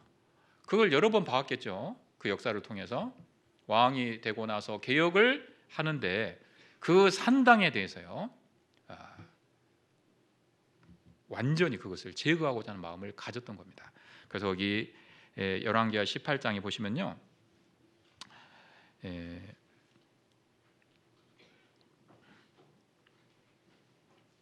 3절 보시면 18장 3절에 히스기야가 그 조상 다윗의 모든 행위와 같이 여호와 보시기에 정직히 행하여, 자 같이 읽겠습니다.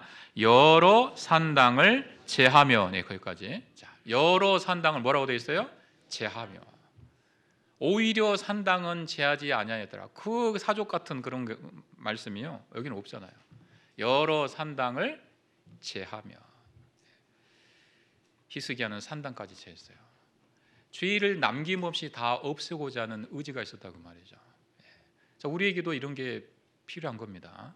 많은 죄들을 버렸지만 아직도 버리지 못하고 남겨놓은 것이 있을 수 있다는 겁니다. 첫 번째는 너무 늦게 버리면 안 된다는 겁니다. 두 번째는 작은 것이라도, 내가 보기에 작은 것이라도 남겨두면 안 돼요. 여러분, 죄라는 거는요, 내가 보기에 크고 작고 이게 따로 있는 거지, 하나님 보시기에 죄는 다 심각한 겁니다. 다 심각한 거예요. 왜냐하면 죄는 생명력이 있는 거 아시죠? 욕심이 잉태한 즉 죄를 낳고, 그 다음 뭡니까? 죄가 장성한 즉이죠. 죄가 장성한 즉 사망을 낳느니라. 죄는요 가만히 있지 않아요. 성장하고 자랍니다. 요 정도는 괜찮겠지, 그게 가만히 있질 않다니까요. 결국은 쫙 퍼져서요 나를 죽음의 길로 끌고 가게 될 거예요. 파멸시키는 겁니다. 그 무서운 걸 우리가 알아야 됩니다. 그러니까 일부라도 남겨놓으면 안 돼요. 이 말씀 들을 때마다 좀 생각나는 분이 한 분 있습니다.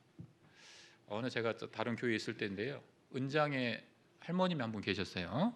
이분이 구원을 받고 얼굴이 굉장히 이제 밝아지셨습니다. 몇 달 동안은. 아주 편안하게 신앙생활 잘 하셨는데요. 근데 좀 지나니까요, 얼굴이 굉장히 어두워지셨어요. 자, 처음에는 구원받은 기쁨에 밝게 사셨는데, 자, 어떤 일이 있었냐면요, 그래도 이제 이분이 말씀하실 때까지 가만히 있었는데 모임에서 이런 이야기를 하시는 거예요. 사실은 제가 구원받고 너무 기쁘고 감사했는데 저한테 고민이 하나 있다고. 저는 시집 올 때부터 우리 집안에 대대로 이렇게 섬겨오는 신주 단지가 있다는 겁니다. 신주 단지. 여러분 신주 단지 아십니까? 예. 시골에 보면 그 신주 단지라는 게 있거든요. 저도 그때 처음 실제 봤는데 부엌 한 켠에요, 이렇게 항아리 조그만 거 이렇게 상에다가 이렇게 딱 놓고 그거를 이게 어떤 복 달라고 빌기도 하고 가족들의 어떤 뭐 이렇게 건강과 안녕을 비는 막 그런 게 있어요. 예. 신주 단지 그거를요 정말 신처럼, 예? 신주 단지 그 신주 단지 모시듯 한다 그런 말 있잖아요. 그렇게 이제 해 오신 거예요. 젊었을 때 아주 이분이 이제 나이가 어릴 때 시집을 오셨습니다. 근데 그 시어머니가요 이 신주 단지에 대해서 그냥 아주 세게 이야기한 거예요.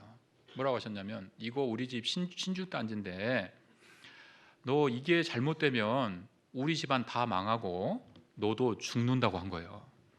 근데 어린 나이에 시집을 왔는데 그게 얼마나 무서웠는지 모른다는 겁니다. 그래서 평생 그 앞에 지나갈 때마다 막 벌벌벌 떨면서 이제 그렇게 이제 사신 거예요. 근데 구원을 딱 받고 나니까 그걸 그냥 놔둔다는 게 양심에 이제 허락이 안 되잖아요. 근데 어린 나이에 시집 와가지고 평생을 그것 때문에 조금 두려움을 갖다 보니까요, 자기 손으로 이걸 어떻게 하지를 못하는 거예요. 그럴 수 있죠. 사람이 어떤 안 좋은 영향을 지속적으로 받으면 요즘 말로 뭡니까? 가스라이팅을 당한 거예요, 이분이. 예. 그 결과 트라우마가 생겼고 이거를 자기 혼자는 어떻게 못하겠는 이런 상태가 돼버린 겁니다. 계속 갈등을 한 거예요, 몇 달 동안. 그러면서 이제 그 모임에서 그 말씀을 하실 때에는 나름대로 이제 용기를 내신 거죠. 내가 이대로는 못 살겠다고. 이걸 이제 좀 처리를 해야 되겠는데 제가 어렸을 때부터 이렇게 이거를 계속 봐와가지고 어떻게 할 수가 없다, 내 손으로는. 그래요. 그럼 우리 저희가 어떻게 도와드릴까요? 이분이요.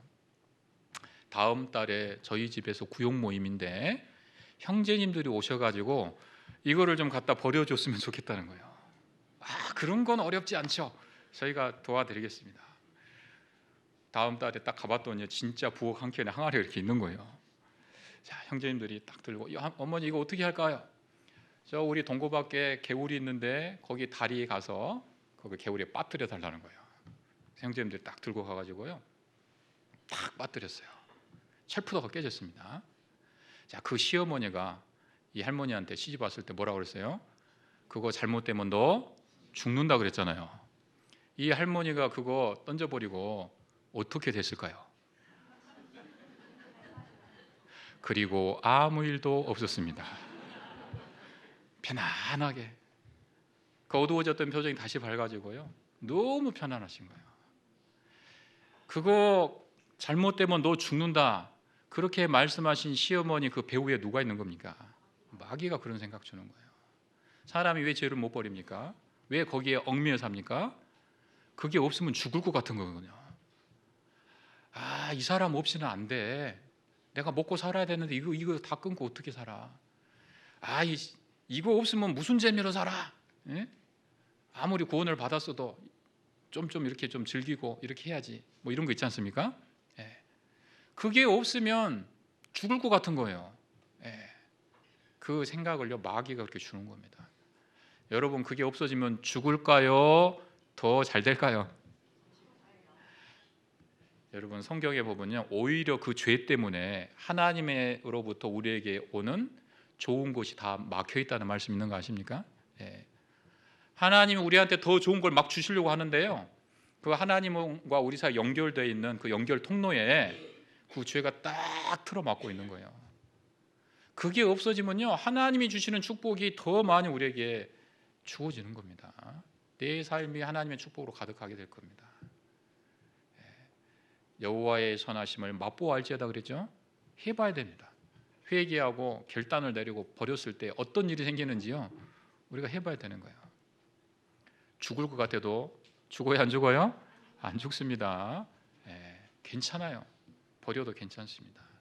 언제 버리신다고요? 오늘 오후에 가서 버리세요. 그죠? 지금 뭐 당장도 좋겠지만요, 버리세요. 괜찮습니다. 그리고 하나님의 축복이 가득하게 될 겁니다. 자, 그리고 세 번째, 히스기야를 통해서 우리가 받을 수 있는 교훈. 자, 아수르가 북이스라엘을 멸망시키고 군대를 몰아서 남유다 왕국을 포위했습니다. 그때 멸망시키지 못했다고 말씀드렸죠. 그런데 그 과정이 순탄하지는 않았어요. 자, 아수르 어마어마한 군대를 몰고 와가지고 예루살렘을 쫙 포위를 했습니다. 그 안에 있는 백성들은요, 처음에 아수르 군대를 보고 덜덜덜 떨었어요. 우리 이제 이렇게 다 죽는구나.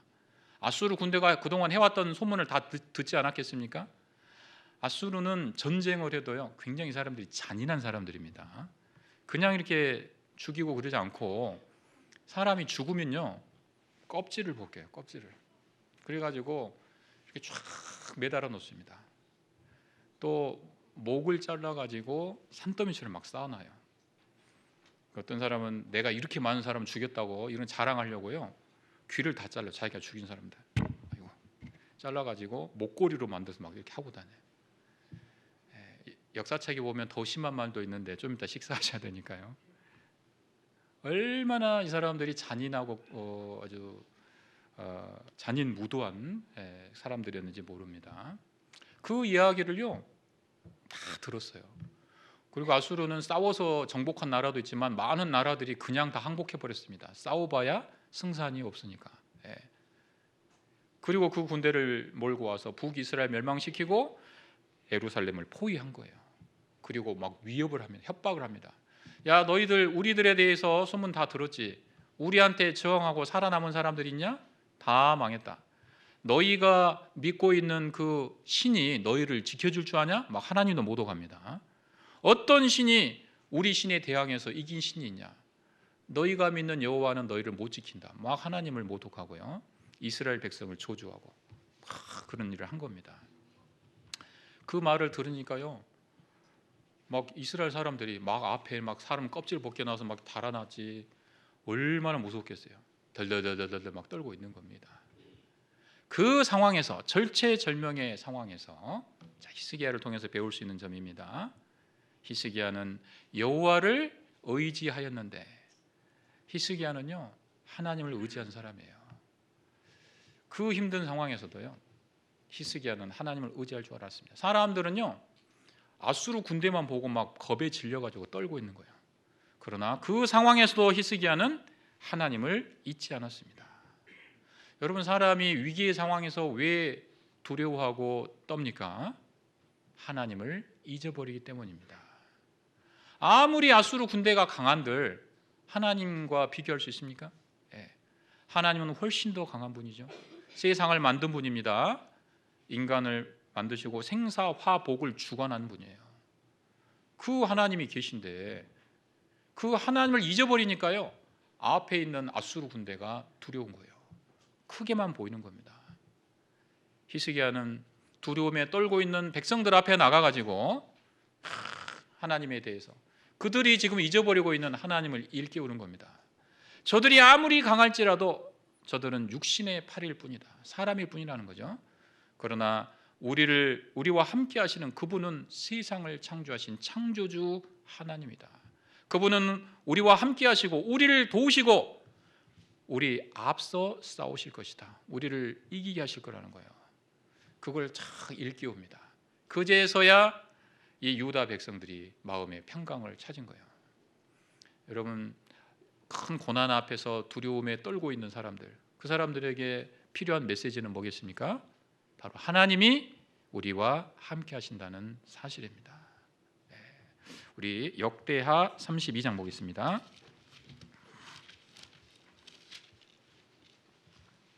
역대하 32장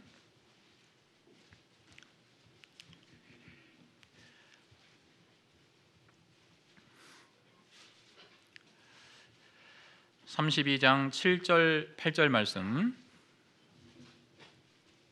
히스기야가 백성들을 안심시키는 말씀입니다. 7절 8절 같이 읽어보시죠.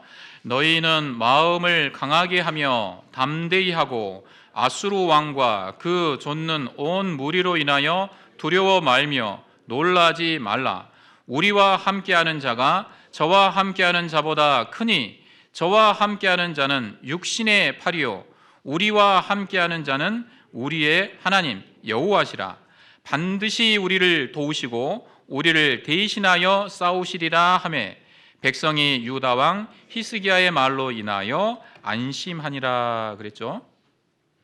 자, 너희는 마음을 강하게 하고 담대히 해라. 그 근거가 있죠. 자, 8절에 저와 함께하는 자는 육신의 8일 뿐이다. 우리와 함께하는 자는 우리의 하나님 여호와시라 그랬죠. 반드시 우리를 도우시고, 반드시죠. 하나님은 그냥 하나님이 아니고 우리의 하나님입니다. 그렇죠? 더 나아가서는 나의 하나님이죠. 나와 직접적으로 관계가 있는 분이에요. 그분은 반드시 우리를 도우십니다. 하나님은 누구는 도와주고 누구는 안 도와주고 그런 게 아니죠. 반드시 도우셔요. 반드시 우리를 대신하여 싸우시리라. 내가 싸워야 될 그 상황에서요, 나를 대신해서 싸우시고 앞서서 싸우시는 분이죠. 가나안 땅을 정복할 때에도 왕벌을 먼저 보내서 다 이겨놓고요 이스라엘이 점령하게 하셨죠. 다윗이 전쟁할 때에도 뽕나무 위에 사람 걸어가는 소리가 먼저 들리거든 너는 그 뒤를 쫓아가라. 여호와의 사자가 네 앞서 싸우시리라. 하나님은 우리 앞서 싸우시는 분입니다. 우리를 대신해서 싸우시는 분입니다. 그 하나님을 기억할 때 어떤 큰 어려움이 와도요 사람이 마음의 평강을 지킬 수 있다는 거예요. 히스기야의 말로 인하여 유다 백성이 안심했다고 말씀하고 있습니다. 자, 히스기야는 절체절명의 상황에서도요 하나님을 잊지 않고 하나님을 의지한 사람이었던 겁니다. 여러분 이 세상을 살아가면서 좌우 동서남북이 꽉 막혀 있는 것 같은 그런 좀 절박한 때가 있지 않습니까? 절박한 상황이 있죠. 동서남북에 꽉 막혀 있어도 어디는 열려 있습니까? 자, 영적으로 열려 있다고 말입니다. 꽉 막혀 있는 것 같은 곳에서도요 하늘은 항상 열려 있는 거예요. 하나님은 그 절박한 상황에서도요 우리와 함께 하십니다. 그리고 우리를 도와주려고 하시는 분입니다. 우리를 대신해서 싸워주시려고 하는 분이에요. 그러니까 우리에게 그 절박한 상황에서 필요한 것은 뭡니까? 하나님을 기억하고 하나님께 기도하는 거죠. 히스기야가 그랬습니다. 자, 이렇게 사람들에게 하나님을 일깨우고 나서요 아까 그 아수르 그 사네립 아수르 왕이 보낸 하나님을 모독하고 이스라엘 백성을 저주하는 그 편지를 보냈거든요. 편지를 딱 들고 성전 안에 들어갔습니다. 그리고 하나님 앞에 무릎을 꿇고 간절히 기도했어요. 여러분 하나님을 의지한다는 거는요 기도한다 그 말이에요. 기도한다. 하나님께 간절히 매달리고 기도를 한 겁니다. 그 결과 하나님이 이 히스기야의 기도를 들어주시게 돼요. 하나님 이 절박한 위기에서부터 우리를 건져주십시오. 저 무지한 놈이 하나님을 모독하고 이스라엘 백성 하나님의 선민을 저주했습니다. 우리를 도와주십시오. 그 기도를 하나님이 들으신 거예요. 그 결과 무슨 일이 벌어진 줄 아십니까? 아주 유명한 사건이죠. 자, 이때 아수르 군대가 예루살렘을 포위했을 때요 군대 숫자가 성경에 나옵니다. 몇 명이 왔다고 돼 있냐면요 18만 5천 명이 왔다고 돼 있어요. 군인 숫자만 18만 5천 명이 예루살렘을 쫙 포위했습니다. 근데 그 군대가 히스기야가 성전에 들어가서 기도하고 딱 나오고 하룻밤 딱 자고 났습니다. 하룻밤새 어떻게 된 줄 아십니까? 딱 그 다음날 아침에 나가서 딱 보니까요 18만 5천 명의 그 군인들이 하루아침에 다 송장이 되었더라. 누가 그렇게 하신 거예요? 하나님이 그렇게 하신 거죠. 여러분 6.1년 전쟁 이야기 잘 아시죠? 이스라엘 군인 몇 명이 아랍 군인 일개 사단을 포로로 잡아가지고 끌고 왔다. 그거 아주 전설 같은 이야기잖아요.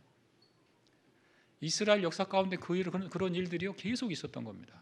18만 5천 명이 하루아침에 송장이 돼버린 거예요. 이 사네립 아수르 왕이 놀래가지고요 도망갔습니다. 자기 나라로 도망갔는데 거기서도 구테타가 일어난 거예요. 자기 그 나라 사람들한테요 칼에 맞아가지고 왕이 죽게 됩니다. 하나님을 저주한 사람의 그 결과죠. 결말입니다. 그렇게 하나님이 해주시는 거예요. 그러니까 꽉 막힌 상황에서도 절대 우리가 낙심할 게 아닙니다. 하나님께 기도해야 됩니다. 시편 121편에 보면 내가 산을 향하여 눈을 돌리라. 나의 도움이 어디서 올고 나의 도움이 천지를 지으신 여호와에게서로다. 그 말씀 아시죠? 이 사방이 산으로 꽉 막혀 있는 것 같은 그런 상황이 있다니까요. 자, 그럴 때 우리가 잊지 말아야 될 것은 천지를 지으신 여호와 하나님이 계시다는 거, 그리고 그분의 도움이 있다라는 겁니다. 그 도움이 하나님으로부터 나에게 온다라는 사실을 절대 잊어버리면 안 됩니다. 그리고 하나님이 그 도움의 손길을 우리에게 베푸실 때 사람이 상상할 수 없는 일이 일어나는 거예요. 히스기야처럼 18만 5천 명이 하루아침에 죽는다니까요. 네, 그런 일이 벌어져요. 그러니까 하나님께 구할 때는요 우리가 좀 마음을 넓힐 필요가 있습니다. 자, 이거는 누가 나서도 안 돼. 이 상황은 아무도 해결할 수 없을 거야. 이런 생각 가지면 안 된다 그 말이에요. 하나님은 전지전능한 분입니다. 마태복음 19장에는 사람으로서는 할 수 없으되 하나님으로서는 다 하실 수 있느니라. 시편 81편에는 내 입을 넓게 열라 내가 채우리라. 그런 말씀도 있죠. 하나님은 우리가 상상할 수 없는 일을 하시는 분이에요. 그러니까 하나님께 구할 때요 세상에서 조금 힘 있는 사람이 나서면 될 법한 막 그런 거 그 정도로 막 기도하고 그러면 안 돼요. 예. 사람도 할 수 있는 거 뭐 하나님은 좀 힘센 분이 아닙니다. 그렇죠? 하나님은요 창조주예요. 창조주. 예. 창조주한테 구할 만한 것을 구해야 되는 거예요. 예. 그게 하나님의 마음을 흡족하게 합니다.